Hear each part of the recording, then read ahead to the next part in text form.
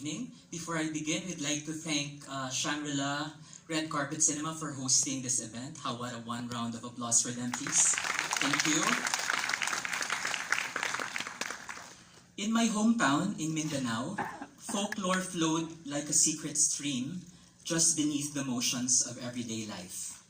When there was light rain, taligsik in our language, we were told that Atikbalang and his bride were getting married.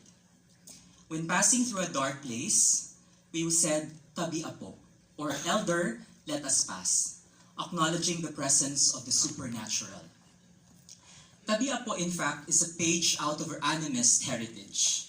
Nature has always been a mysterious and powerful source of sustenance, and therefore was to be revered. Where indigenous peoples struck down a tree or killed a boar, they would pray to the spirits to seek permission or offer thanks. This harmonious relationship with nature is at the heart of many myths, legends, and folklore. In ancient times, myths offered a teaching moment. It provided a moral framework for behavior. Thus, beautiful fairies punishing the townspeople when they got greedy, maidens turning into fruit, like Maria in the legend of the pineapple, for disobedience, or a selfish couple's bountiful tamarind tree getting submerged, as in the legend of the Sampaloc Lake. One of my favorite stories is the legend of the sky, the moon, and the stars. The legend thus begins. One day in the times when the sky was close to the ground, a spinster went out to pound rice. Before she began her work, she took off her beads from around her neck and the comb from her hair and hung them on the sky. Then she began working, and each time she raised her pestle into the air, it struck the sky. The sky began to rise, and it went up so far that she lost her ornaments. Never did they come down, for the comb became the moon, and the beads are the stars that are scattered about. This legend, featuring a woman, either a wife or a spinster, is common in the Tiruray, Moro, Manobo, and the Blaan indigenous peoples. The Ilocos and Kalinga have a similar version. In most of the versions, the woman got angry, hitting the sky each time she pounded the pestle into the rice grains. The sky would rise and rise until it reached its height now.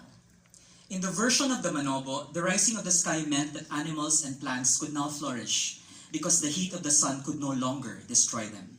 It thus led to the creation of humanity. What can we draw from this story? We know, of course, of the origin of the universe because of the Big Bang. The legend of the sky should have no more place in the modern mind. But this story could have different meanings. On the face of it, it may simply be about unregulated feelings having consequences. It also tells us of the socialization of women. Why temper in women is discouraged, the better for them to submit to norms. But going deeper, we see it as a motif that Professor Damiana Domingo categorizes as paradise lost, or the loss of innocence. In this legend, human willfulness cuts us off from the natural world. Our actions can separate us from a perfect existence. We can read this legend as a metaphor for what's happening now. Shrinking forests, biodiversity loss, and global warming. Isn't this an enduring reminder to keep ourselves in check, lest we destroy the world? This legend, therefore, is less about the scientific accounting of phenomena, but an attempt to make sense of the world through story.